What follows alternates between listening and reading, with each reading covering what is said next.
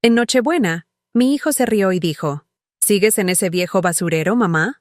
Al día siguiente descubrió que yo tenía más oro que todo su portafolio. Hay heridas que solo una madre puede entender. Hoy, voy a contarte algo que nunca pensé que contaría. Y si tú, por un segundo, sientes que esto te resulta familiar, solo te pido que dejes un like y te suscribas. Me va a ayudar a continuar desahogándome. Me llamo Benita Esperanza Morales. Tengo 74 años y vivo en una casa de adobe en el centro histórico de Guadalajara, Jalisco. Es una construcción de 1952 que mi difunto esposo Aurelio compró con sus primeros ahorros de comerciante. Las paredes han sido testigo de risas de niños, llanto de desvelos, y ahora, del silencio más doloroso que una madre puede experimentar. Esa Nochebuena del 2023, me levanté a las 5 de la mañana como siempre. Mis manos artríticas protestaron al tomar la primera cuchara, pero el dolor físico ya no me importa. Hay dolores más profundos. Me puse el delantal bordado que mis hijas me regalaron hace 15 años, cuando aún me visitaban por amor y no por obligación, y comencé mi ritual navideño. El pozole rojo burbujeaba en la olla de barro que heredé de mi madre. El aroma del chile guajillo llenaba la cocina mientras yo picaba cebolla con lágrimas, que no sabía si eran por la verdura o por la anticipación de otra decepción familiar. Preparé el bacalao a la vizcaína, los buñuelos de viento que tanto le gustaban a mi nieto Luisito cuando era pequeño, y el ponche con canela de Ceylon que compré en el mercado San Juan de Dios, gastando más de lo que debería según mis ingresos aparentes. Mi casa tiene ese aroma particular de las casas mexicanas antiguas. Madera vieja, copal de las limpias que me hace mi comadre Remedios, y el perfume desvanecido de las flores de cempasúchil que decoraron el altar de muertos hace 2 meses. Las paredes de cal están pintadas de un amarillo desgastado que mi hijo Iván siempre critica. Parece casa de pueblo, dice con desprecio, como si hubiera olvidado que en esta misma cocina de azulejos Talavera, desayunó durante 18 años antes de irse a estudiar administración de empresas a la Ciudad de México. En la sala, el nacimiento que armé la semana anterior esperaba la visita familiar. Figuras de barro poblano que colecciono desde que me casé. El niño Dios de marfil que era de mi bisabuela. Los pastores que mi esposo me traía de sus viajes de trabajo. La Virgen María con su manto azul cielo ya decolorado por 60 años de Navidades. Luces multicolores que compré en el mercado de los juguetes. No las elegantes luces LED que pone mi nuera Rebeca en su casa de las Lomas. A las 7 de la tarde sonó el timbre. Mi corazón se aceleró como el de una adolescente esperando a su primer amor. Me quité el delantal, me acomodé el vestido azul marino, el único elegante que tengo, y abrí la puerta de herrería colonial que rechina desde hace 5 años, pero que Aurelio habría arreglado en vida. Ahí estaba Iván, mi hijo mayor, de 52 años, alto como su padre, pero con esa mirada fría que desarrolló cuando comenzó a ganar dinero invirtiendo en fondos bursátiles. A su lado, Rebeca, su esposa de 15 años, una mujer delgada que siempre huele a perfume francés caro y que nunca me mira a los ojos, y mi nieto Luis Iván, de 16 años, con la cara pegada a su iPhone último modelo. «Buenas noches, mamá», dijo Iván secamente, besándome la mejilla como quien cumple un trámite administrativo. Rebeca entró sin saludar, examinando la sala con esa expresión que pone cuando ve algo que considera inferior a sus estándares. Su bolsa Hermès contrastaba brutalmente con mis servilletas de papel reciclado y mis platos de Talavera despotillados. «¿Todavía pones estas luces tan folclóricas?», comentó Rebeca, señalando mis adornos navideños con una sonrisa que no llegaba a sus ojos. «En nuestra casa pusimos unas luces danesas minimalistas. Quedan muy sofisticadas». Luisito no despegó la vista de su teléfono. El niño que antes me abrazaba gritando, «Abuela Beni», que me pedía que le contara cuentos de La Llorona y que se dormía en mis brazos viendo las caricaturas de Cantinflas. Ahora era un extraño que me visitaba por obligación. «Siéntense, por favor. La cena está lista», les dije, dirigiéndolos al comedor donde había puesto mi mejor mantel, el de encaje de pátzcuaro que bordé durante mi embarazo de Iván. Iván se detuvo en medio de la sala y miró alrededor con esa expresión que había aprendido a temer. Sus ojos se pasearon por las vigas de madera del techo, por las paredes agrietadas que no he podido reparar, por mis muebles viejos pero cuidados con amor. ¿En serio, mamá?, dijo con una risa que me atravesó el pecho como una navaja. ¿Sigues en ese viejo basurero? No entiendo cómo puedes vivir en esta ruina. Sus palabras flotaron en el aire navideño como un mal augurio. Rebeca soltó una risita nerviosa. Luisito finalmente alzó la vista y murmuró: «Huele raro aquí. Como a viejo». Me quedé paralizada, sosteniendo la charola con ponche caliente. El vapor subía entre mis dedos temblorosos mientras procesaba lo que acababa de escuchar. Mi propio nieto, la sangre de mi sangre, me había llamado vieja como si fuera un insulto. Como si mi existencia fuera una molestia olfativa. Es el aroma del hogar, susurré, más para mí que para ellos. Pero nadie me escuchó. Ya estaban sentándose a la mesa, Rebeca limpiando discretamente su silla con una servilleta antes de usarla. Iván revisando su teléfono móvil para ver el precio de sus bitcoins. Luisito con los audífonos puestos viendo videos de TikTok. Serví la cena en mis platos de Talavera, los mismos donde comieron durante años. El pozole humeaba invitando. Los buñuelos dorados esperaban ser disfrutados. Pero la mesa se llenó de un silencio pesado como plomo. ¿No hay algo más? ¿Normal?, preguntó Luisito, oliendo el pozole con desconfianza. ¿No podrían pedir pizza? Esta comida parece de museo. Y ahí, en ese momento, mientras mis 74 años pesaban como montañas sobre mis hombros, entendí que ya no era la abuela querida. Era la reliquia incómoda de una familia que había crecido hacia arriba y me había dejado abajo, pero ellos no sabían algo. No sabían del secreto que guardaba celosamente en el desván de esta casa basurero. No sabían de los lingotes de oro que heredé de mi padre, del portafolio de inversiones en euros que había construido en silencio, de los bonos del gobierno que compraba cada mes con mi pensión. No sabían que la pobre vieja tenía más riqueza real que todos sus activos digitales juntos. Pero esa noche, tragándome las lágrimas con el pozole, decidí que algún día lo sabrían. Y sería demasiado tarde. Durante los siguientes 40 minutos, la cena transcurrió como un funeral silencioso. Rebeca cortaba el bacalao con la delicadeza de quien disecciona algo desagradable, haciendo muecas cada vez que el tenedor tocaba el plato de Talavera. Iván comía distraído, respondiendo mensajes de trabajo relacionados con sus inversiones en el mercado de valores europeo, comentando ocasionalmente sobre una transferencia de dividendos que esperaba antes de fin de año. «Este pozole está muy condimentado, mamá», dijo finalmente, dejando la cuchara con gesto de resignación. «Ya sabes que tengo el estómago delicado desde que comencé a tomar esos suplementos para optimizar mi rendimiento en las inversiones». Luisito no había probado ni una cucharada. Mantenía los audífonos puestos viendo videos en su teléfono, ignorando completamente la comida que había preparado durante horas. De vez en cuando soltaba risitas por algún meme, ajeno al silencio incómodo que se espesaba como niebla en el comedor. «Luisito, quítate los audífonos para cenar», le pedí con voz suave. «Está bien así, abuela», respondió sin mirarme. «No tengo hambre. Esta comida huele muy intensa». Rebeca aprovechó para intervenir con esa sonrisa falsa que había perfeccionado durante 15 años de matrimonio. «Benita, ¿no crees que sería más práctico que nos juntáramos en un restaurante para estas ocasiones? Hay lugares muy bonitos en Providencia. Nosotros podríamos pagar, por supuesto». La implicación era clara. Mi casa y mi comida no eran suficientemente buenas para ellos. Me levanté para servir más ponche, mis manos temblando ligeramente, no por el peso de la jarra, sino por la humillación que se acumulaba en mi pecho como agua en un recipiente agrietado. Mientras llenaba sus vasos, escuché a Iván susurrando a Rebeca: «Mira cómo vive. No ha cambiado nada desde que murió papá. Estos muebles parecen de los años 50. Son de los años 50», murmuré, aunque sabía que no me habían escuchado. «Como esta casa que compramos con tanto sacrificio». Rebeca continuó el susurro. «Deberíamos hablar con ella sobre mudarse a un lugar más adecuado para su edad. Hay residencias muy bonitas en Tlaquepaque, con gente de su generación.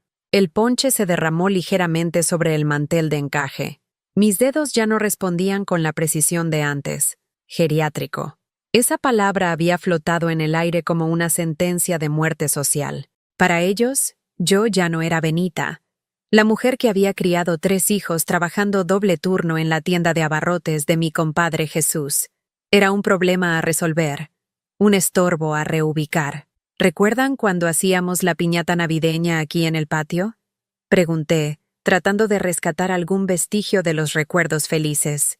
Iván, tú siempre querías ser el primero en pegarle.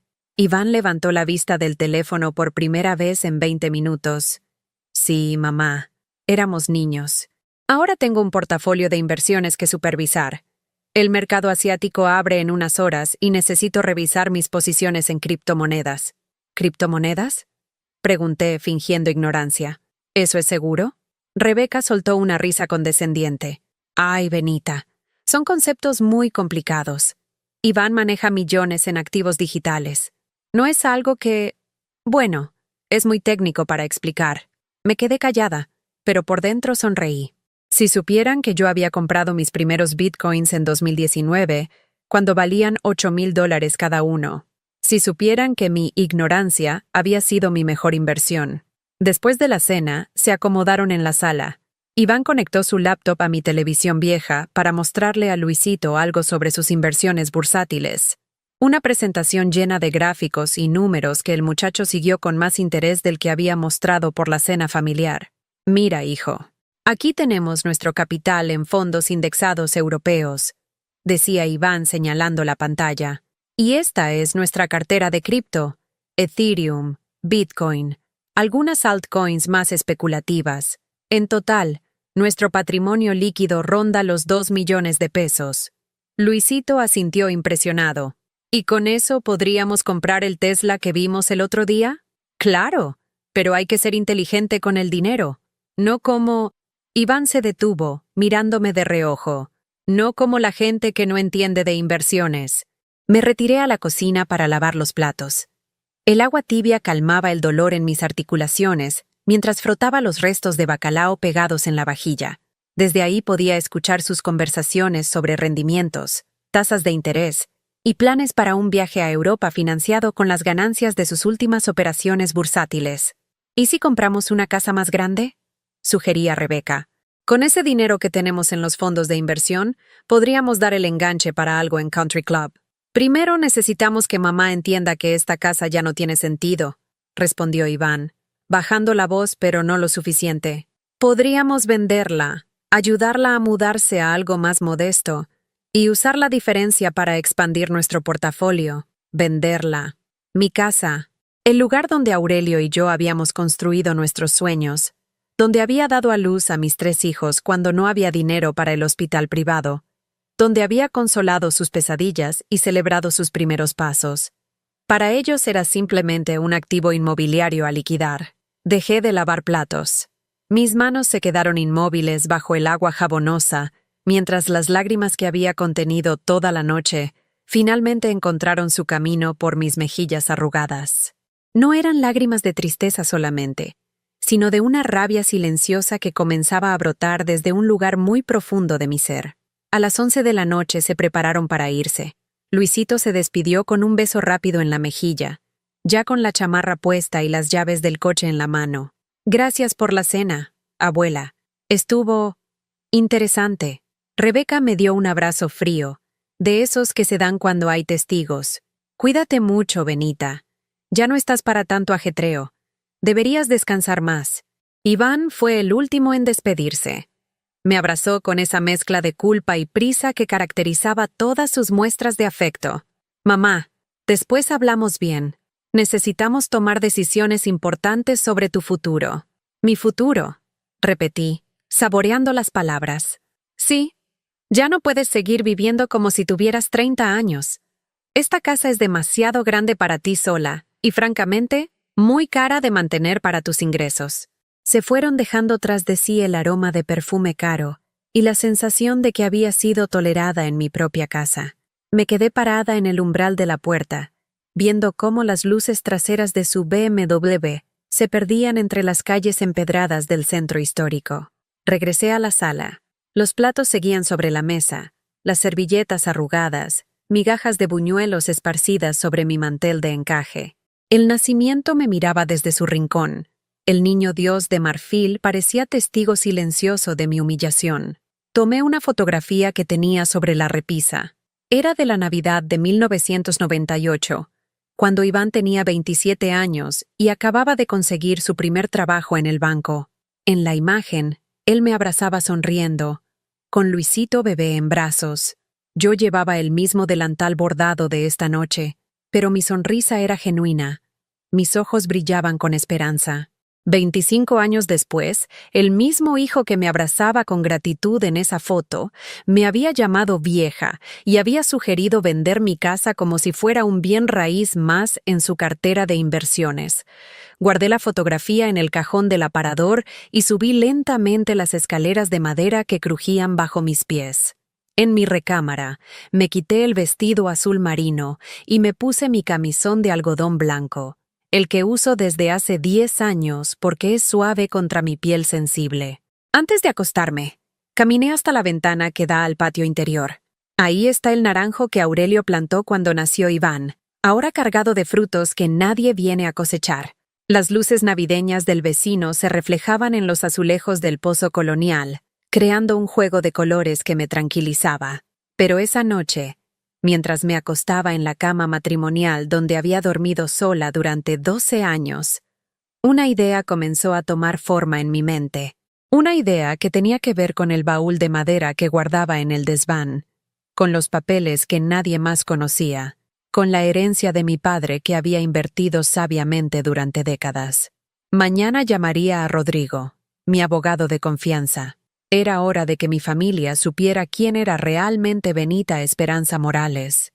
Y era hora de que aprendieran que subestimar a una mujer de 74 años podía ser el error más costoso de sus vidas.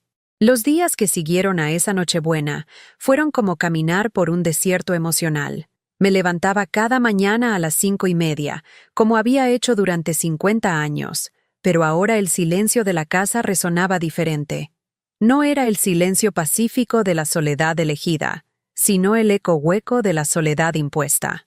El 26 de diciembre, mientras preparaba mi café de olla en la cocina que olía a canela y piloncillo, sonó el teléfono. Era mi hija Lola, la del medio, llamando desde Monterrey donde vive con su familia. «¿Cómo estuvo la Nochebuena, mamá?», preguntó con esa voz alegre que siempre usaba para las llamadas familiares. «Bien, mija. Vinieron Iván, Rebeca y Luisito». Mentí, removiendo el café con más fuerza de la necesaria. «¿Y? ¿Cómo se portaron? ¿Te ayudaron con algo?». Una pausa. ¿Cómo explicarle a mi hija que su hermano mayor me había humillado en mi propia casa? ¿Cómo contarle que mi nieto me había tratado como un mueble viejo que molesta? «Tu hermano piensa que debería mudarme a un lugar más pequeño», dije finalmente. «¿Qué? ¿Dejar la casa? Pero mamá, esa es tu casa. Ahí nacimos todos. Ahí está la historia de la familia. Para él es solo un gasto innecesario», susurré. Lola guardó silencio del otro lado de la línea. Sabía que ella tenía sus propios problemas. El esposo desempleado, 2 hijos en la universidad, deudas que la mantenían despierta por las noches. No podía cargarla con mis dolores también. «Mamá, ¿necesitas dinero? ¿Puedo mandarte algo? No mucho, pero...». «No, mija. Estoy bien», mentí otra vez. «Cuida a tu familia». Después de colgar, me quedé parada en la cocina viendo mi reflejo en la puerta del refrigerador. Una mujer de 74 años, con el cabello blanco recogido en un chongo, arrugas que contaban historias de sonrisas y lágrimas, vestida con una bata de casa que había conocido mejores días. Para el mundo exterior, para mis propios hijos, yo era exactamente lo que parecía, una viuda pensionada que vivía de sus modestos ingresos. Pero esa tarde, cuando el sol comenzaba a declinar y las campanas de la catedral marcaban las 5, subí al desván. Moví cajas llenas de recuerdos navideños, fotografías amarillentas, la ropa de Aurelio que no me había atrevido a donar, hasta llegar al baúl de madera de cedro que mi padre me había dado como dote de bodas. Dentro estaban mis secretos, los documentos de las acciones que había comprado con la herencia paterna, Cuando mis hijos pensaban que había gastado todo en gastos médicos de Aurelio, los certificados de los lingotes de oro que guardaba en una caja de seguridad del Banco Santander, oro que mi padre había acumulado durante años de comercio en Durango, los papeles de mis inversiones en euros, comprados cuando el peso se devaluó en 2018, y todos hablaban de crisis. Y lo más reciente, los estados de cuenta de mi cartera de criptomonedas, Bitcoin, Ethereum, incluso algunas inversiones más arriesgadas que había hecho siguiendo los consejos de un joven asesor financiero que trabajaba discretamente con señoras de mi generación. Mientras Iván presumía sus 2 millones de pesos, yo tenía un patrimonio que superaba los 4 millones de euros. La ironía me hizo sonreír por primera vez en días. Mi hijo, el experto en inversiones, el que me explicaba condescendientemente qué eran las criptomonedas, tenía menos capital real que su pobre madre ignorante. Al día siguiente, el 27 de diciembre, ocurrió algo que me partió el alma en pedazos más pequeños. Estaba regando las plantas de mi patio cuando escuché voces conocidas en la calle. Era Rebeca hablando por teléfono con alguien, parada justo frente a mi casa. Sí, es esta casa vieja del centro, decía, señalando mi fachada colonial. No entiendo cómo puede vivir aquí. El barrio ya no es lo que era. Y por dentro, Dios mío, parece museo de los pobres. Me escondí detrás de las macetas de geranios, sintiendo cómo mi corazón se aceleraba con una mezcla de curiosidad y terror. Iván dice que vale como 2 millones de pesos por la ubicación, pero necesitaría una remodelación completa, continuaba Rebeca. La idea es convencerla de que se mude a una residencia geriátrica. Hay una muy bonita en Tlaquepaque, como de 500,000 pesos de enganche. Una pausa mientras la persona del otro lado hablaba. Exacto. Nos quedaríamos con la diferencia. 1,5 millones libres para invertir. Iván ya tiene planes para expandir nuestro portafolio de fondos indexados. Dice que con esa cantidad podríamos generar dividendos de por lo menos 20,000 pesos mensuales. Mis piernas comenzaron a temblar. No era solo que quisieran deshacerse de mí. Habían calculado matemáticamente el valor de mi desgracia. Tenían un plan financiero basado en mi desplazamiento. Lo mejor es que ella no entiende nada de dinero, rió Rebeca. Cree que sus 1,500 pesos de pensión son suficientes para vivir. No tiene idea del verdadero valor de los bienes raíces en esta zona. Esa noche no pude cenar.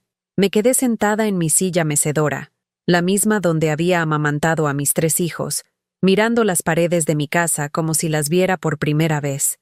Cada grieta, cada mancha de humedad, cada imperfección que ellos veían como signos de decadencia, para mí eran cicatrices honorables de una vida vivida completamente.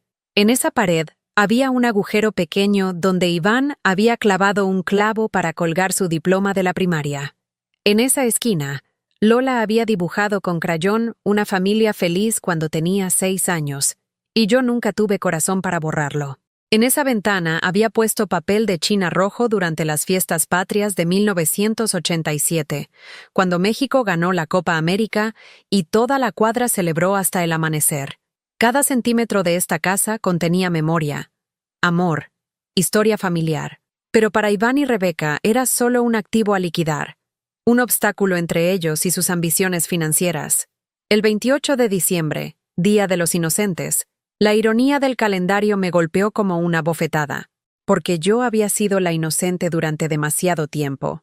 Esa mañana, mientras barría el patio y alimentaba a los gatos callejeros que llegaban a mi puerta, mi vecina doña Carmen se acercó con cara de preocupación. Benita, ayer vi a tu nuera midiendo la fachada de tu casa con una cinta métrica. ¿Todo está bien? Me quedé helada, la escoba suspendida en el aire. ¿Midiendo? Sí, mija, y tomando fotos desde diferentes ángulos, como hacen los de las inmobiliarias cuando van a vender una propiedad. El mundo se me tambaleó. No solo planeaban robarme mi hogar, ya estaban evaluándolo, cotizándolo, preparando su venta como si yo ya estuviera muerta. Esa tarde llamé a Rodrigo Aguirre, mi abogado de confianza desde hace 15 años. Un hombre honesto que había ayudado a Aurelio con algunos trámites de la tienda y que conocía mi verdadera situación financiera. Licenciado, necesito verlo urgentemente, le dije. ¿Qué ocurre, señora Benita? La escucho preocupada. Mi familia quiere internarme en un geriátrico y vender mi casa. Creo que es hora de que sepan quién soy realmente. Un silencio. ¿Está segura? Una vez que revele su patrimonio, no podrá echarse para atrás. Nunca he estado más segura de algo en mi vida. Esa noche, por primera vez en una semana, dormí profundamente. No porque hubiera encontrado paz, sino porque finalmente había encontrado un propósito. Mañana comenzaría a mostrarle a mi familia que habían subestimado gravemente a la mujer que los había criado. En mis sueños, veía la cara de Iván cuando descubriera que su madre, ignorante, tenía más oro y mejores inversiones que todos sus portafolios digitales combinados. Y por primera vez en mucho tiempo, mi subconsciente sonreía. El 29 de diciembre amaneció con esa neblina típica de Guadalajara en invierno, una cortina gris que envolvía las calles del centro histórico como un presagio.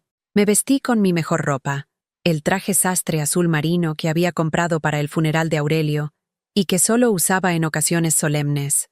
Hoy era una ocasión solemne, aunque nadie más lo sabía todavía.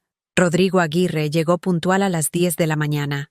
Es un hombre de 60 años, con esa elegancia discreta de los abogados de la vieja escuela, siempre impecablemente vestido pero sin ostentación. Llevaba un portafolio de piel que había visto mejores días y esa mirada bondadosa que me había tranquilizado durante tantos años de trámites legales. «Buenos días, señora Benita», me saludó, quitándose el sombrero como su padre le había enseñado. «¿Cómo está usted?» «Decidida, licenciado, completamente decidida». Lo invité a pasar a la sala.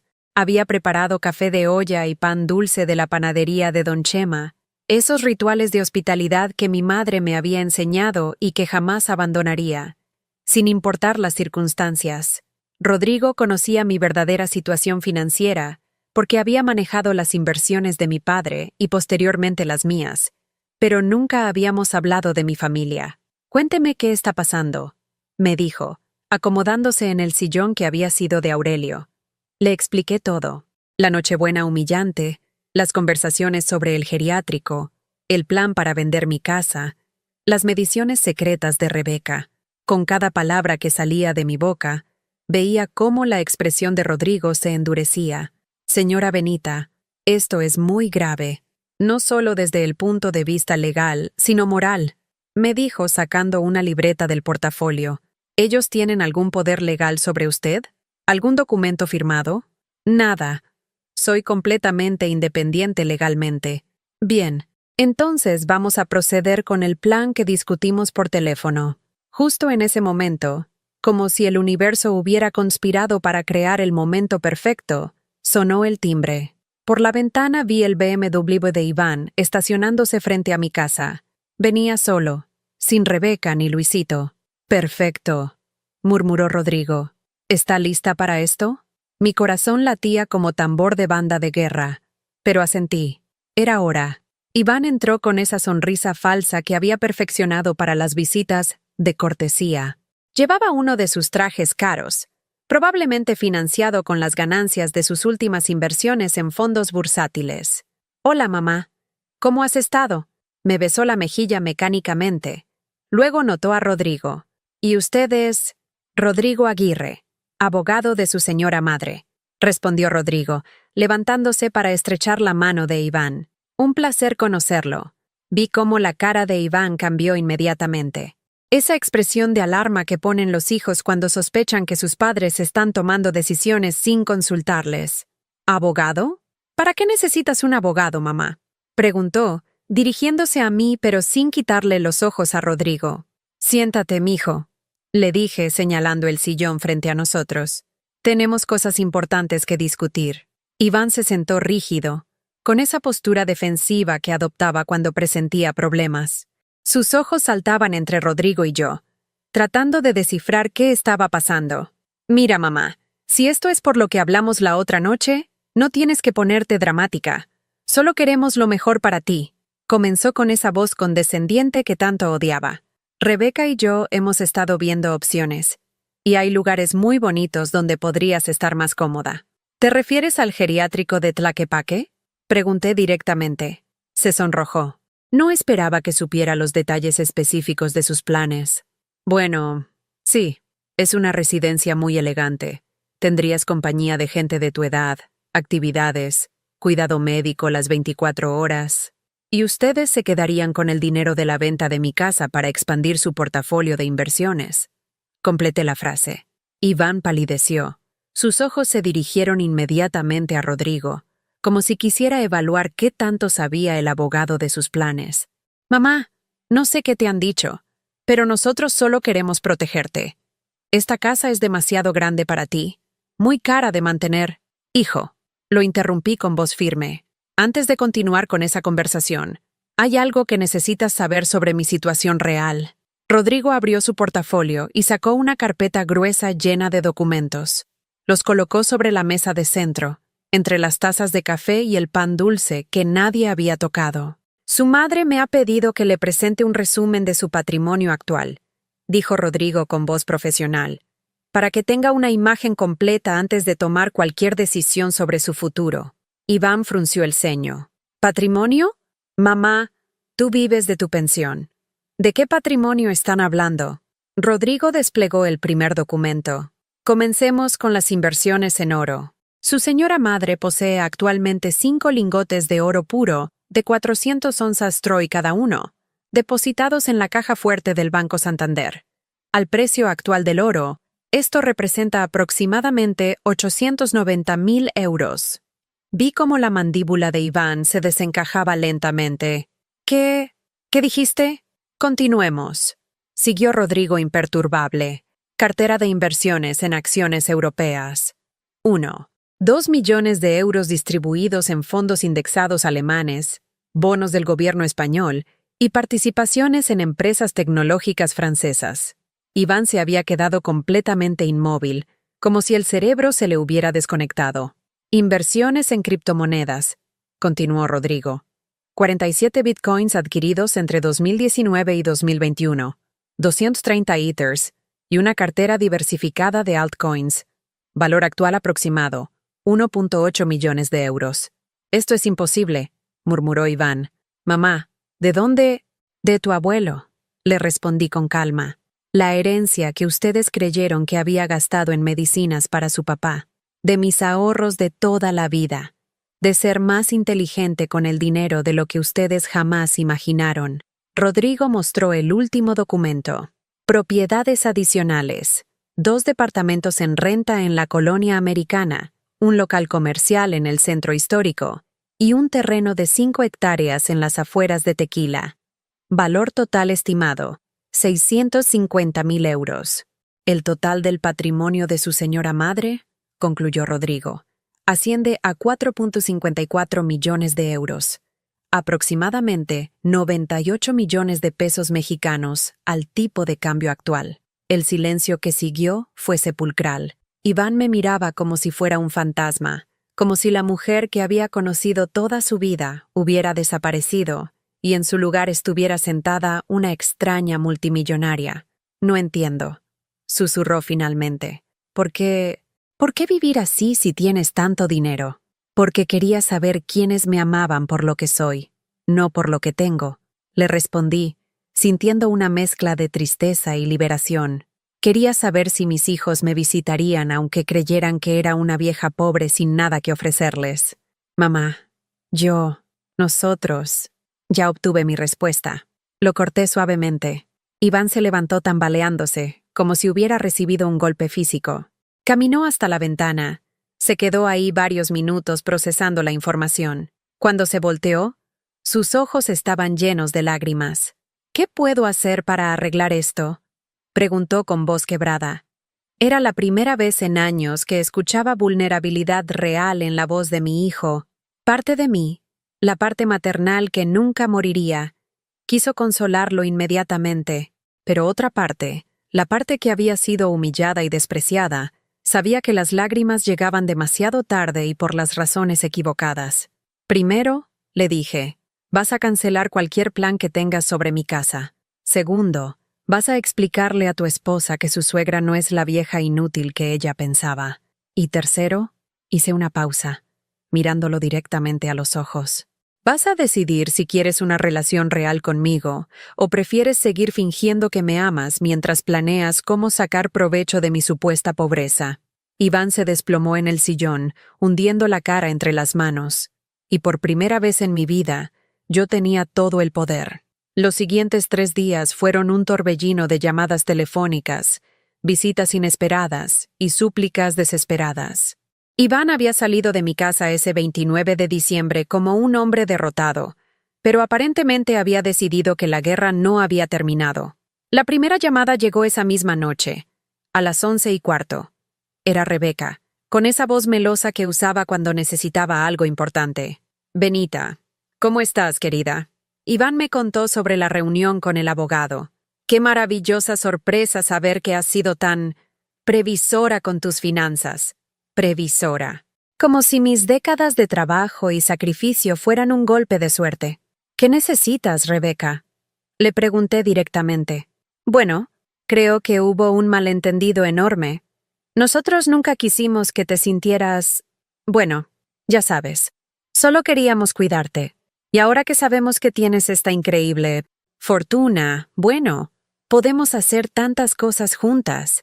La escuché hablar durante 10 minutos sobre planes para viajes familiares a Europa, inversiones conjuntas e incluso la posibilidad de comprar una casa más grande donde todos pudiéramos vivir cómodamente. Todo financiado, por supuesto, con mi dinero. «Rebeca», la interrumpí. «¿Recuerdas lo que dijiste sobre mi casa el 25 de diciembre?» Silencio incómodo. ¿Qué dije exactamente? Que parecía Museo de los Pobres. Que el barrio ya no era lo que era. Que necesitaría una remodelación completa para ser habitable. Ay, Benita, yo estaba estresada. Ya sabes cómo son las fiestas navideñas. Uno dice cosas sin pensar. Y ayer, cuando mi vecina te vio midiendo mi fachada, ¿también estabas estresada? Otro silencio. Este más largo. Yo puedo explicar eso. No necesitas explicar nada. Ya entendí perfectamente. Colgué. Por primera vez en 15 años, le colgué el teléfono a mi nuera. Al día siguiente, 30 de diciembre, aparecieron los 3 juntos. Iván, Rebeca y Luisito. Llegaron a las 2 de la tarde con flores, una caja de chocolates suizos caros y sonrisas tan brillantes que podrían haber iluminado todo el centro histórico de Guadalajara. ¡Abuela!, exclamó Luisito, abrazándome con un entusiasmo que no había mostrado en años. «Papá me contó que eres súper rica. Es increíble». Rebeca le dio un codazo discreto, pero el daño ya estaba hecho. La honestidad brutal de un adolescente había revelado exactamente por qué estaban ahí. «Mamá», comenzó Iván, usando el tono que empleaba para negociar contratos importantes. «Venimos a disculparnos formalmente. Cometimos errores enormes, pero queremos enmendarlos». «¿Qué tipo de enmiendas?», pregunté, cruzándome de brazos. Rebeca se adelantó con una sonrisa que no llegaba a sus ojos. «Bueno, pensamos que podríamos rediseñar nuestra relación familiar, ser más unidos. Tal vez podríamos formar una especie de familia empresarial. Tú tienes la experiencia y el capital. Nosotros tenemos la juventud y el conocimiento moderno de inversiones. Podríamos multiplicar tu dinero», añadió Iván, emocionándose. «Tengo contactos en fondos de alto rendimiento, oportunidades en criptomonedas emergentes, inversiones en startups tecnológicas, y yo podría ayudarte con la parte social», continuó Rebeca. «Conoces gente importante, club de golf, eventos de caridad. Podrías vivir como la señora adinerada que realmente eres». Los observé durante su presentación comercial, porque eso era exactamente lo que estaba presenciando. Una presentación de negocios disfrazada de reconciliación familiar.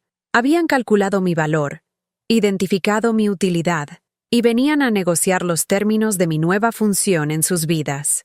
«¿Y qué pasaría si dijera que no?», pregunté. «¿Por qué dirías que no?», respondió Iván, genuinamente confundido. «Esto es lo mejor para todos. Podríamos ser una familia poderosa, influyente, rica», agregó Luisito sin filtros. «¡Luisito!», lo regañó Rebeca, pero yo ya había escuchado suficiente. «Quiero que se vayan», les dije con voz calmada pero firme. «¿Qué?», preguntó Iván. Mamá, acabamos de ofrecerte una oportunidad increíble. Me están ofreciendo ser socia en mi propia vida. Me están pidiendo que los contrate para ser mi familia. Les expliqué. Durante 74 años he sabido la diferencia entre amor genuino y interés calculado. Ustedes acaban de demostrarme cuál de los dos sienten por mí. Rebeca intentó otra táctica. Benita, entiendo que estés dolida, pero piénsalo bien. ¿Qué vas a hacer con tanto dinero? ¿Llevártelo a la tumba? Al final, nosotros somos tu familia. Todo va a ser nuestro eventualmente. Esas palabras fueron como una bofetada helada. Todo va a ser nuestro eventualmente. No había ni un asomo de amor en esa declaración. Solo expectativa de herencia. Rodrigo, dije, dirigiéndome al teléfono. ¿Podrías venir? Necesito hacer algunos cambios urgentes en mi testamento. La cara de Iván se descompuso. ¿Qué cambios? Mamá, no puedes tomar decisiones importantes cuando estás enojada. No estoy enojada, le respondí con una calma que me sorprendió a mí misma. Estoy pensando con más claridad que nunca en mi vida. Esa noche, después de que se fueron con sus flores y chocolates sin tocar, llamé a mi hija Lola en Monterrey. Mija, necesito preguntarte algo, y quiero que me respondas con honestidad total. Claro, mamá. ¿Qué pasa? Si te dijera que tengo mucho dinero, más del que jamás imaginaste, ¿cambiaría algo entre nosotros? Una pausa larga. ¿Te refieres a si te trataría diferente? Preguntó Lola lentamente. Exactamente. Mamá, yo te amo porque eres mi madre, porque me enseñaste a coser, porque me cuidaste cuando tuve varicela, porque trabajaste doble turno para pagarme la escuela de enfermería. Si tuvieras dinero o no, bueno, claro que me alegraría porque podrías vivir más cómoda, pero eso no cambiaría lo que siento por ti. ¿Y si te dijera que sí tengo mucho dinero, pero que tu hermano y tu cuñada han estado planeando internarme en un geriátrico para quedarse con mi casa? El silencio del otro lado fue absoluto. ¿Cómo que internarla? ¿Estás enferma? No, mija. Solo soy vieja, según ellos, e inconveniente para sus planes financieros. Mamá, dijo Lola con voz temblorosa, ¿qué necesitas que haga? Era la primera vez en días que alguien me preguntaba qué necesitaba yo, en lugar de explicarme lo que ellos necesitaban de mí. Al día siguiente, 31 de diciembre, mientras Guadalajara se preparaba para recibir el 2024, yo me preparé para hacer el cambio más radical de mi vida. Rodrigo llegó temprano con todos los documentos necesarios. ¿Está completamente segura de esto, señora Benita? Me preguntó mientras revisábamos los papeles. Nunca he estado más segura de nada, licenciado. Firmé cada página con mano firme. Mi fortuna completa pasaría a un fideicomiso manejado por Rodrigo, con beneficiarios específicos. Lola recibiría el 40%, Elisa, mi nieta, hija de Lola, recibiría el 35%, y el 25% restante se destinaría a una fundación que ayudaría a mujeres mayores en situaciones de abandono familiar. Iván, Rebeca y Luisito quedaron completamente fuera. Esa noche, mientras los fuegos artificiales iluminaban el cielo de Guadalajara anunciando el nuevo año, me senté en mi patio con una copa de vino tinto. Por primera vez en meses, me sentía completamente en paz. Mi teléfono sonó a las 11:58 p.m. Era un mensaje de Iván. Mamá, perdón por todo. Podemos empezar de nuevo en 2024. Te amo. Leí el mensaje 2 veces. Luego lo borré sin responder. Algunos amores llegan demasiado tarde, y algunas decisiones no tienen vuelta atrás. El nuevo año había llegado, y con él, mi nueva vida. El 15 de enero de 2024, 2 semanas después de firmar mi nuevo testamento, recibí una llamada que me heló la sangre. Era la secretaria de Rodrigo, con voz nerviosa y urgente. Señora Benita, necesita venir al despacho inmediatamente. Han intentado hacer transferencias no autorizadas de sus cuentas bancarias. Llegué al bufete en menos de 1 hora, con el corazón latiendo como martillo neumático. Rodrigo me esperaba con la cara más seria que le había visto en 15 años de conocerlo.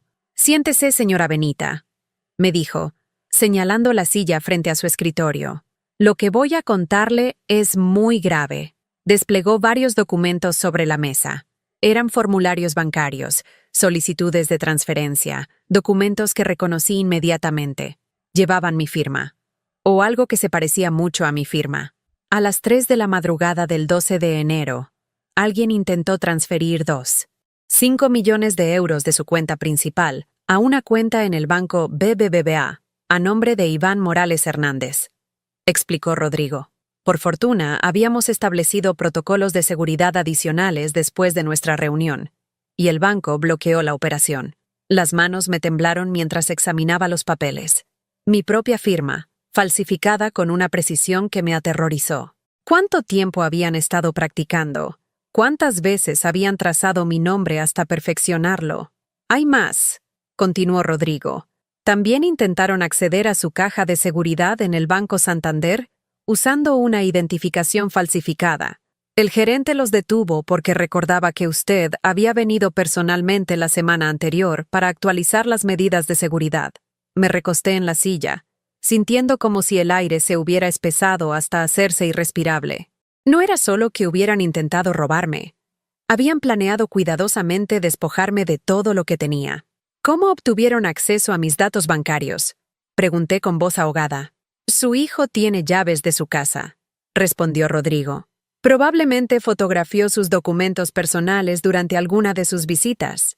Recordé todas las veces que Iván había subido solo al baño, las ocasiones en que se había quedado ayudándome mientras yo iba al mercado, los momentos en que había insistido en quedarse un poco más para platicar. Nunca había estado platicando. Había estado investigando, registrando, fotografiando cada papel que pudiera darle acceso a mi dinero. ¿Qué podemos hacer legalmente?, pregunté. Podemos interponer una denuncia por tentativa de fraude y falsificación de documentos. Con las pruebas que tenemos, es un caso sólido, respondió Rodrigo. Pero necesito preguntarle, ¿está dispuesta a que su propio hijo vaya a la cárcel? La pregunta me atravesó como un puñal. Una cosa era desheredarlo, otra muy diferente era enviarlo a prisión. Por más que me hubiera traicionado, seguía siendo el bebé que había cargado en brazos, el niño que había consolado durante sus pesadillas. Déjeme pensarlo, susurré. Esa tarde, cuando regresé a mi casa, encontré a Iván esperándome en la sala. Tenía llaves, por supuesto. Las mismas llaves que había usado para violar mi privacidad y planear robarme. «Hola, mamá», me saludó con una sonrisa tensa. «Necesitamos hablar. Creo que ya hablamos suficiente», le respondí, manteniéndome cerca de la puerta. «Escúchame, por favor. Sé que cometí errores, pero puedo explicarlo todo». Se levantó del sillón y caminó hacia mí. Por primera vez en mi vida, le tuve miedo a mi propio hijo. No miedo físico, sino algo más profundo. Miedo a lo que era capaz de hacer por dinero. El banco me llamó sobre unas transacciones bloqueadas. Continué, observando su reacción. Su cara se descompuso por una fracción de segundo antes de recuperar la compostura. «Mamá, yo puedo explicar eso». ¿Explicar qué? ¿Explicar cómo falsificaste mi firma? ¿Explicar cómo planeaste robarme 5 millones de euros mientras dormía? «No era robo», explotó, mostrando finalmente su verdadera cara. «Era mi herencia. Todo ese dinero va a ser mío cuando te mueras. Así que, ¿qué diferencia hace si lo tomo ahora o después?» Sus palabras resonaron en la sala como una confesión grabada. Ahí estaba la verdad desnuda. Para él, yo ya estaba muerta. Solo era un obstáculo temporal entre él y mi dinero. ¿Sabes cuál es la diferencia?, le pregunté con voz calmada. Que ya no va a ser tuyo. Ni ahora ni nunca. ¿Qué quieres decir con eso? Que cambié mi testamento. Toda mi fortuna va a ir a Lola, a Elisa, y a una fundación para mujeres abandonadas por sus familias. El silencio que siguió fue el más aterrador de mi vida. Vi como algo se rompía definitivamente en los ojos de Iván, como si la última pretensión de amor filial se desvaneciera y quedara solo la codicia desnuda. «No puedes hacer eso», murmuró. «Soy tu hijo mayor. Tengo derechos. Los únicos derechos que tenías eran los que yo te quería dar por amor. Y ese amor se acabó en el momento en que decidiste que yo valía más muerta que viva. Eres una vieja egoísta», gritó, perdiendo completamente el control. «Toda mi vida planeé tener esa herencia. Rebeca y yo hemos hecho sacrificios esperando ese dinero. ¿Sacrificios? ¿Qué sacrificios? Venir a visitarte, soportar esta casa de mierda, aguantar tus comidas horribles y tus historias aburridas. Todo eso lo hicimos pensando en el futuro. Cada palabra era una revelación más dolorosa que la anterior. Cada abrazo había sido calculado. Cada sonrisa había tenido precio. Cada «te amo, mamá» había sido una inversión a largo plazo. «Sal de mi casa», le dije con voz firme. «¿Qué?» «Que salgas de mi casa. Y devuélveme las llaves». «No me voy a ir. Esta casa también es mía. Crecí aquí. Esta casa es mía. Y tú ya no eres bienvenido». Por un momento temí que se pusiera violento. Pero Iván sabía que cualquier agresión física destruiría completamente sus posibilidades de recuperar algo de la herencia en el futuro. «Esto no va a quedar así», me amenazó mientras se dirigía a la puerta. «Voy a pelear el testamento. Voy a demostrar que estás senil, que te manipularon. Hazlo», le respondí. «Pero hazlo desde lejos». Se fue dando un portazo que hizo temblar las ventanas coloniales, pero no me devolvió las llaves. Esa misma noche llamé a un cerrajero. A las 10 de la noche, todas las cerraduras de mi casa habían sido cambiadas. Era un simbolismo poderoso. No solo había cambiado las cerraduras físicas, había cambiado las cerraduras emocionales de mi corazón. Al día siguiente, Rebeca apareció acompañada de Luisito. Los vi desde la ventana, ella tocando el timbre insistentemente, él grabando todo con su teléfono, probablemente para usarlo como evidencia de mi comportamiento errático. No les abrí.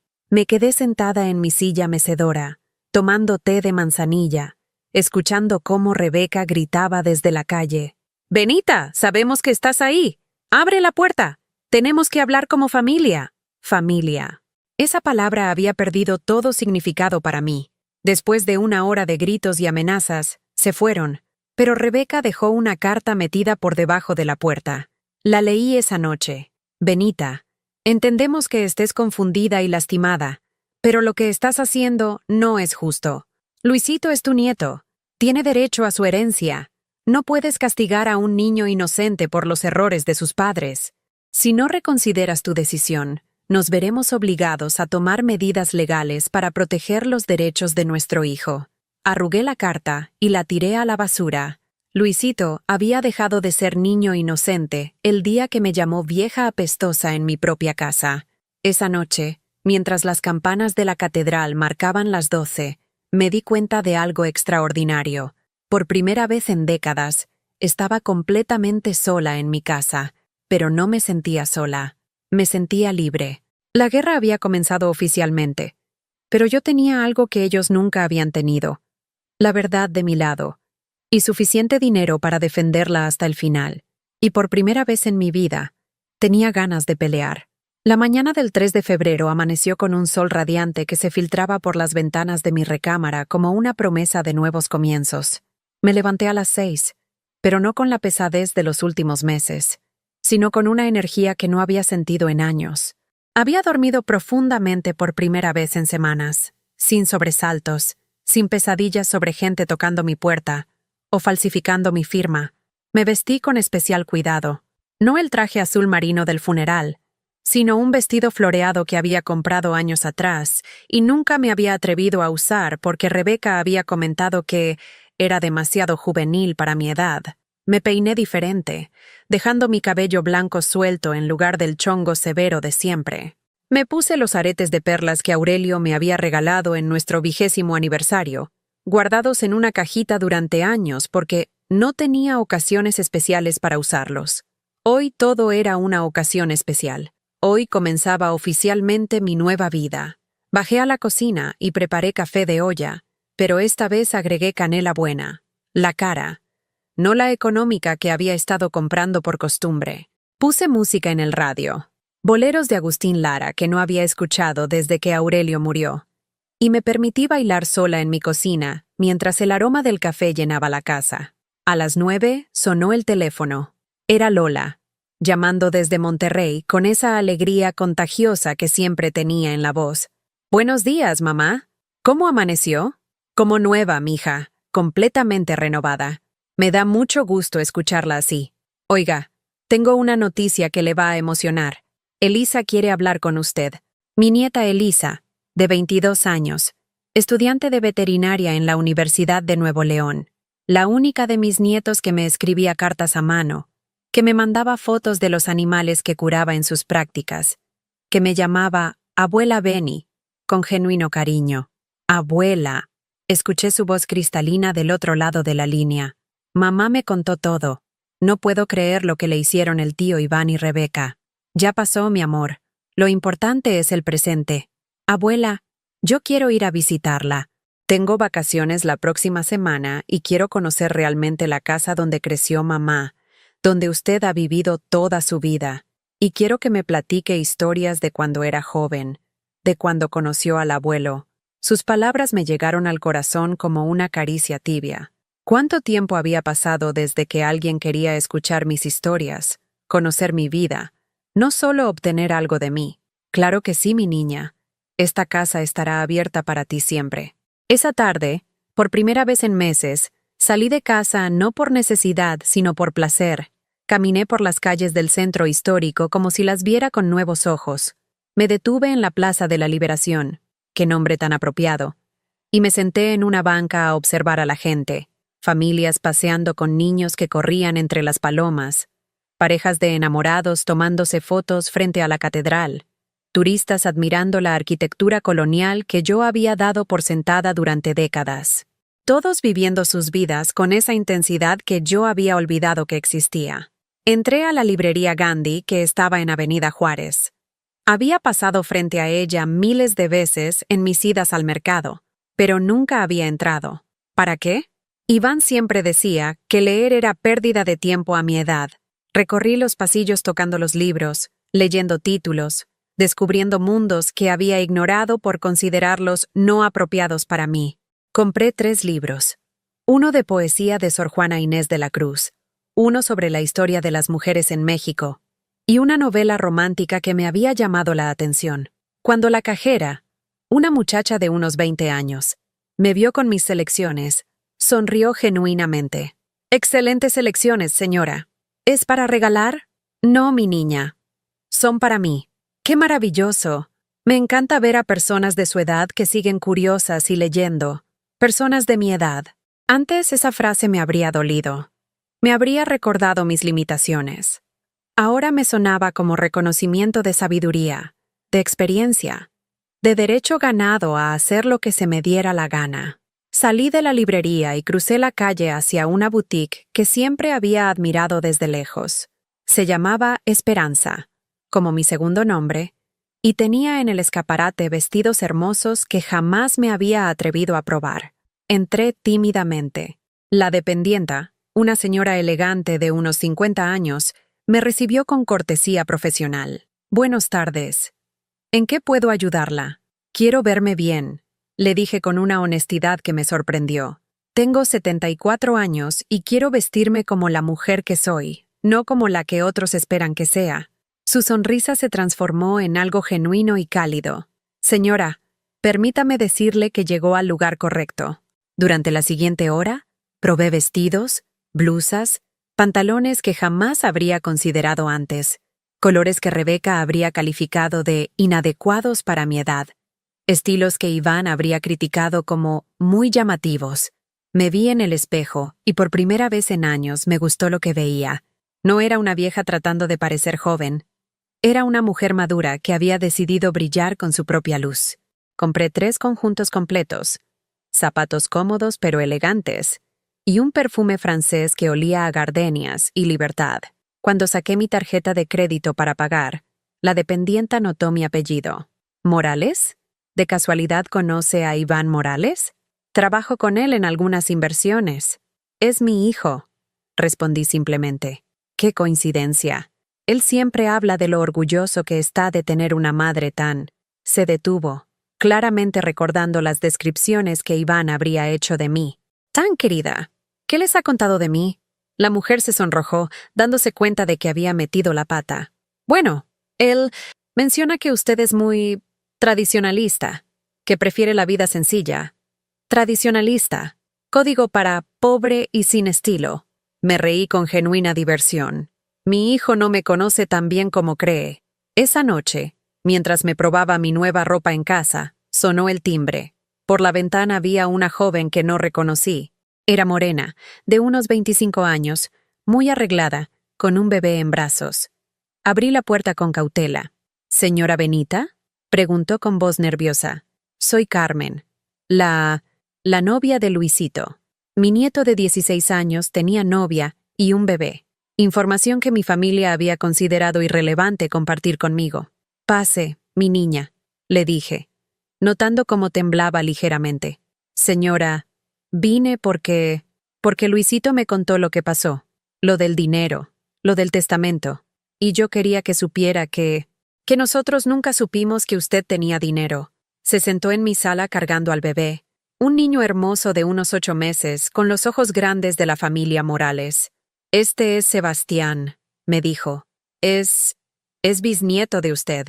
Mi bisnieto. Un bebé que llevaba mi sangre y que yo no conocía porque nadie había considerado importante presentármelo. ¿Puedo cargarlo?, pregunté. Carmen me lo entregó con cuidado. Sebastián me miró con esa curiosidad infinita de los bebés, sin prejuicios, sin expectativas, solo con la apertura pura de quien ve el mundo por primera vez. Cuando le sonreí, él me sonrió de vuelta, y algo en mi pecho se llenó de una calidez que había olvidado que existía. Señora Benita, continuó Carmen, yo crecí sin abuela. Las mías murieron cuando era muy pequeña. Siempre soñé con tener una abuela que me quisiera, que conociera a mi hijo. ¿Y Luisito qué opina de esto?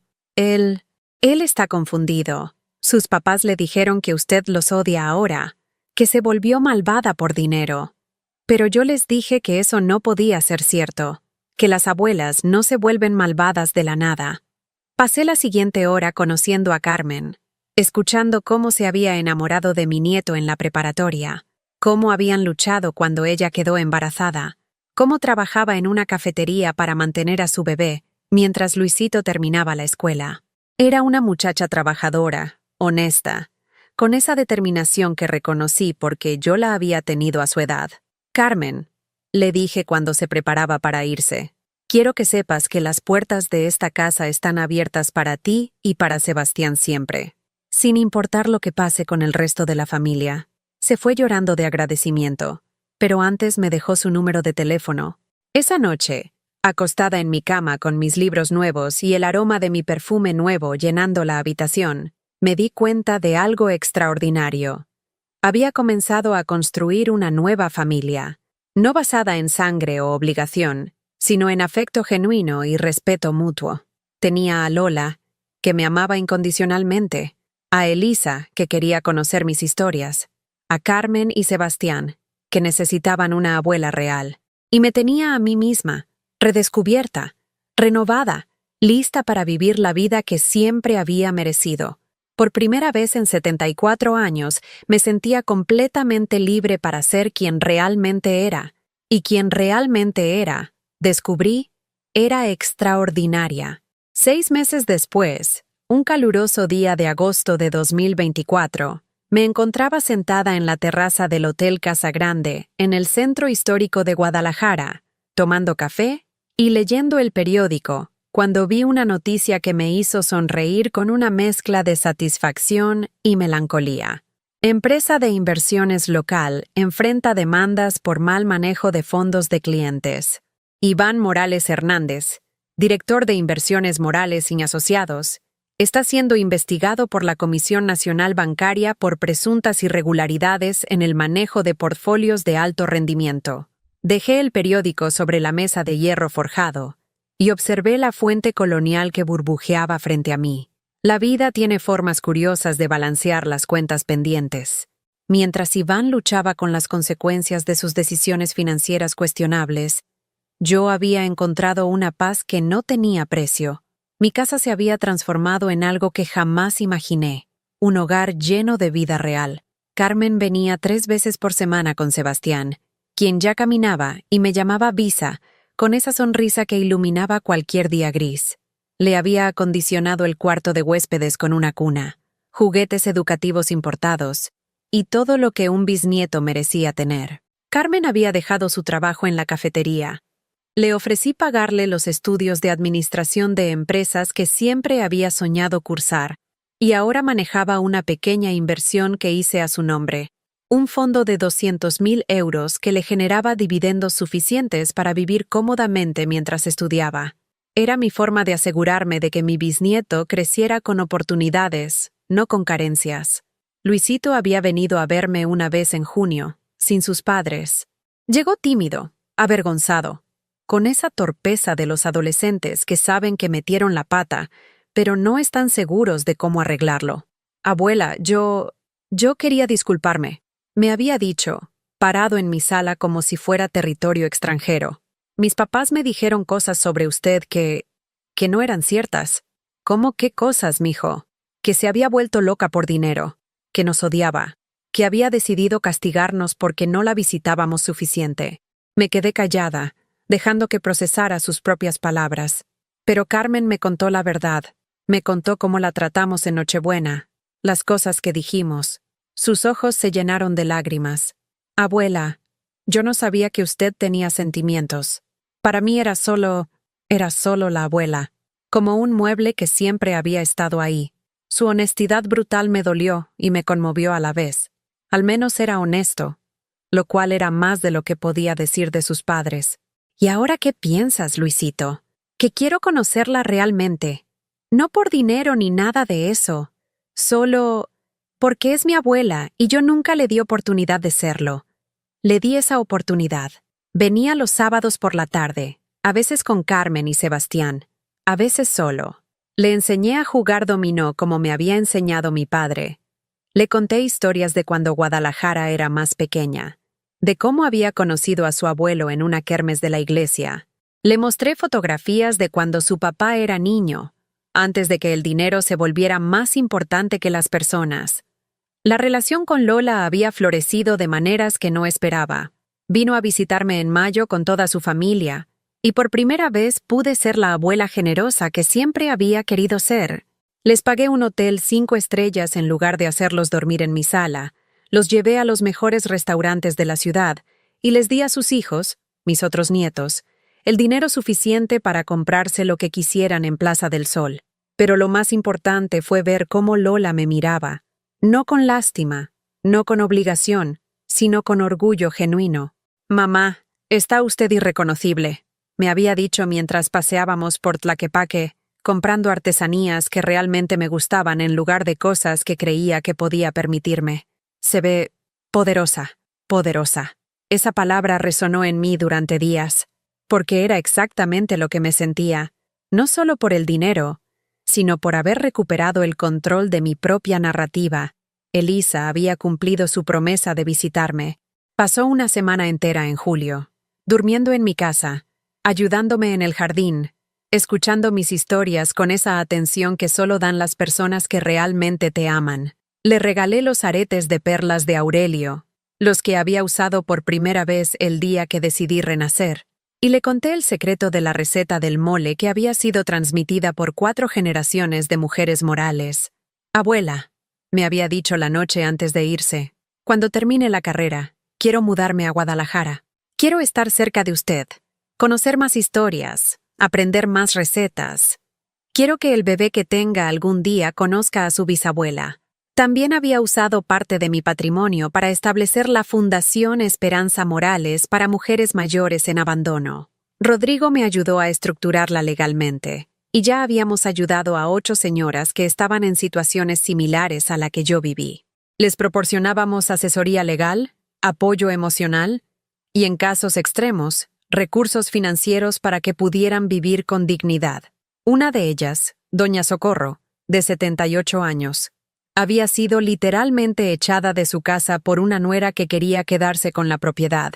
Ahora vivía en un bonito departamento en la colonia americana, pagado por la fundación, y venía a tomar café conmigo los jueves por la tarde. Habíamos formado una amistad sólida basada en experiencias compartidas y risas redescubiertas. En cuanto a Iván y Rebeca, no habían desaparecido completamente de mi vida, pero sí habían aprendido las nuevas reglas. Intentaron contactarme varias veces después del escándalo de su empresa, primero con llamadas desesperadas, luego con cartas de abogados, finalmente con súplicas veladas enviadas a través de conocidos mutuos. La última carta que recibí, fechada el 15 de julio, decía: «Mamá, sé que cometimos errores terribles, pero seguimos siendo familia. Rebeca y yo estamos pasando por momentos muy difíciles financieramente, debido a problemas con nuestros inversores. No te pedimos que nos perdones inmediatamente, pero sí que consideres que Luisito no tiene la culpa de nuestros errores. Él te necesita, y sabemos que tú también lo necesitas a él». Guardé la carta sin responder. Luisito ya venía a verme por decisión propia. No necesitaba que sus padres lo usaran como moneda de cambio emocional. Esta mañana, mientras desayunaba en mi nuevo lugar favorito del centro histórico, mi teléfono sonó. Era Carmen. «Visa Beni. ¿Puede venir a casa?» Sebastián dijo su primera palabra completa y queremos que usted la escuche. Llegué a su departamento, también financiado discretamente por mí, y encontré a mi bisnieto de 1 año parado junto al sofá, tambaleándose pero orgulloso de su equilibrio. «Ven acá, mi amor», le dije, extendiendo los brazos. «¿Qué me vas a decir?» Sebastián me miró con esos ojos enormes que había heredado de la familia. Sonrió con 4 dientes diminutos y con voz clara dijo: «Visa. No mamá ni papá». Su primera palabra había sido para mí. Lloré. Pero fueron lágrimas de una felicidad tan pura que no recordaba haber sentido jamás algo similar. Ahora, sentada en esta terraza mientras el sol se oculta detrás de la catedral, reflexiono sobre el año más extraordinario de mis 74 años de vida. Perdí una familia que nunca me amó realmente, pero gané una que me elige todos los días. Perdí la ilusión de ser querida por obligación, pero gané la certeza de ser amada por decisión. Mi patrimonio sigue creciendo. Las inversiones que hice en criptomonedas el año pasado han tenido rendimientos espectaculares. Pero ahora el dinero es una herramienta para crear felicidad, no una fuente de ansiedad sobre quién me quiere o me usa. Mi casa huele a flores frescas, a café recién hecho, a perfume de gardenias. Las paredes resuenan con risas de bebé, conversaciones profundas con Carmen, y la música que pongo sin pedirle permiso a nadie. Por las tardes leo mis libros en el patio, riego las plantas que ahora florecen exuberantes, y platico con mis gatos adoptados que ronronean en mis piernas como si siempre hubieran sabido que yo tenía mucho amor que dar. La lección que aprendí no tiene precio. Nunca es demasiado tarde para dejar de comprar amor y empezar a exigir respeto. Nunca es demasiado tarde para cerrar la puerta a quienes te lastiman y abrirla de par en par a quienes te eligen. Tengo 74 años, 7 millones de euros en patrimonio y una vida que finalmente es mía. ¿Has vivido o conoces a alguien que haya pasado por algo parecido? Cuéntamelo en los comentarios. Y si esta historia te tocó el corazón, déjame tu like y suscríbete al canal. Tal vez este mensaje elige a alguien que necesita escuchar que nunca es demasiado tarde para elegir la dignidad sobre la desesperación, el respeto sobre la lástima y el amor verdadero sobre la conveniencia. Porque a veces, para encontrar tu verdadera familia, primero tienes que tener el valor de perder la falsa.